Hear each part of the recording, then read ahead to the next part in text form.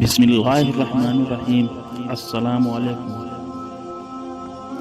دوستو، سلطان صلاح الدین ایوبی کے بارے میں آپ سب تو سنے ہی ہیں۔ آج ہم اس بہادر انسان کے بارے میں بات کریں گے جس نے بیت المقدس کو فتح کیا تھا۔ سلطان صلاح الدین ایوبی ایک بہادر مجاہد سپاہی تھا جو نور الدین جنگی کی تربیت میں رہنے والا جانباز تھا۔ وہ بہت ہی رئیس اور مالدار اور بڑے لوگوں میں شمار تھا، لیکن کہتے ہیں نا، اللہ پاک جس سے کام لینا چاہے تو اس کا دل بدل دیتا ہے اور اس کو دنیا داری سے کوئی مطلب نہیں رہتا، صرف اللہ کی راہ میں قربان ہو جاتا ہے۔ یہ وہ زمانہ تھا جب بیت المقدس پر عیسائیوں کا قبضہ تھا اور عیسائیوں نے مسلمانوں پر پابندی لگا دی تھی۔ اس وقت ہر طرف یہ ماحول تھا کہ ہر جگہ الگ الگ خلافت چل رہی تھی۔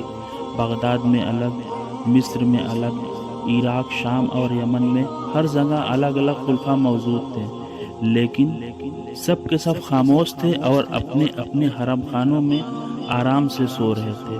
تب اس زمانے میں ایک بہادر سپاہی صلاح الدین ایوبی، جس کی راتوں کی نیند بے قرار ہے اور اس کا چین، سکون، امن سب ختم ہو چکا تھا، صرف ایک ہی شوق اور ایک ہی خیال دل میں تھا کہ اگر قبلہ اول آج ان لوگوں کے ہاتھ میں ہے جہاں سے میرے آقا کی معراج ہوئی، جہاں میرے آقا نے ہزاروں انبیاء کی امامت کی، وہ اگر آج ہمارے درمیان نہیں ہے تو آج ہماری اوقات اور کوئی عزت باقی نہیں ہے۔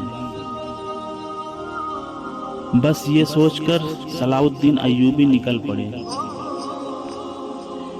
اس کے بعد مصر میں جب تشریف لائے اور وہاں پر نور الدین جنگی کے انتقال کے بعد صلاح الدین ایوبی کو سپہ سالار اور مصر کا گورنر بنایا گیا۔ گورنر بننے کے بعد صلاح الدین ایوبی قسم کھاتا ہے اور اللہ کو گواہ بنا کر کہتا ہے کہ اس وقت تک میں اپنے گھر نہیں آؤں گا جب تک کہ بیت المقدس میں اپنا مصلی نہیں بچھا لیتا۔ کچھ دن بعد صلاح الدین ایوبی ایک جگہ سے گزر رہے تھے۔ انہوں نے دیکھا کہ ایک بڑھئی جو منبر بنا رہا تھا۔ صلاح الدین ایوبی نے ایک نظر اس پر ڈالی اور اس منبر کو دیکھنے لگے اور بولے، بڑا ہی خوبصورت ہے، اسے میں خرید سکتا ہوں؟ اس بڑھئی نے کہا، لے لو۔ پھر صلاح الدین ایوبی نے اس منبر کو خریدا اور اسی دن یہ نیت کر لیا کہ اس منبر کو میں بیت المقدس پر جا کر لگاؤں گا۔ پھر اس کے بعد نہ جانے کتنی جنگیں ہوئیں، کتنی لڑائیاں ہوئیں، کئی راتیں بھوکے پیاسے جنگلوں میں کاٹتے رہے۔ اس دوران ان کے اپنوں نے نہ جانے کتنے بہانے کی، کتنوں نے غداریاں کی اور کتنوں نے دھوکہ دیا، یہاں تک کہ ان کے بعد 12 بار خونی حملے بھی ہوئے، لیکن اللہ کی رحم و کرم سے وہ بچتے گئے۔ لیکن پھر ایک وقت ایسا آیا جب صلاح الدین ایوبی کے پاس 12,000 کا سب سے بڑا لشکر ہو گیا۔ یہ اس زمانے کا سب سے بڑا لشکر بتایا گیا اور یہ دیکھ کر عیسائی قہر کھائے ہوئے تھے اور ہر جنگ میں ہار جاتے تھے۔ پھر صلیبیوں نے بھی اپنی اپنی فوجیں اکٹھا کی اور وہ بڑے بڑے صلیبی بادشاہ اپنی اپنی فوج جمع کرنے لگے اور اسی طرح صلیبیوں نے 4 لاکھ فوج جمع کر لی، اور وہ 4 لاکھ جب مقابلے کے لیے نکل پڑی۔ ملک شام کا علاقہ تھا۔ صلاح الدین ایوبی سے کہا گیا کہ 4 لاکھ فوج آ رہی ہیں اور تمہارے پاس تو بس 12,000 فوج ہے۔ پھر صلاح الدین ایوبی نے کہا، وہ 4 لاکھ اور ہم بہت کم ہیں، یہ خونی جنگ ہو سکتا ہے، اگر چاروں طرف سے حملہ ہوا تو کیا ہوگا؟ تم لوگوں کا کیا کہنا ہے؟ ہم یہاں سے چلے جائیں یا پھر جنگ لڑنے کے لیے میدان میں رہیں؟ تو سارے فوجیوں نے کہا، ہم کسی ڈرپوک اور کمزور کے سپاہی نہیں ہیں، ہم صلاح الدین ایوبی کے سپاہی ہیں۔ ہم ڈر کر بھاگنے والوں میں سے نہیں ہیں، ہم ڈٹ کر سامنا کرنے والوں میں سے ہیں۔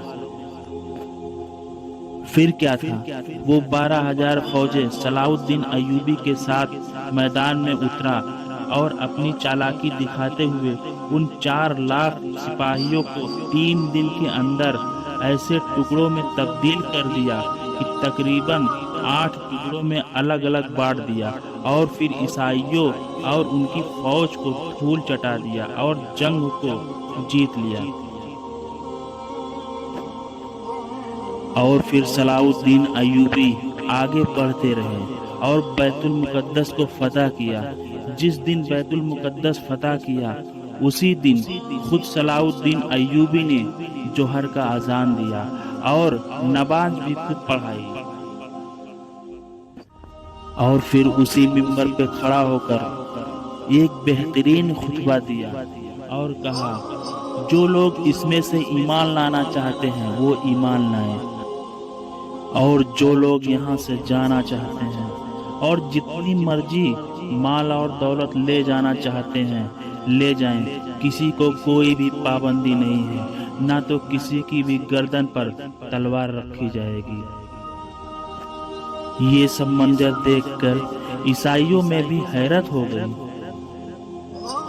سب سوچنے لگے اور کہنے لگے، اتنا سب کچھ ہونے کے بعد بھی صلاح الدین ایوبی نے سب کو معاف کر دیا۔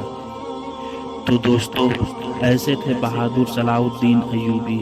آج کا ماحول دیکھتے ہوئے ہمیں لگتا ہے کہ آج بھی ہمیں کسی صلاح الدین ایوبی کی ضرورت ہے۔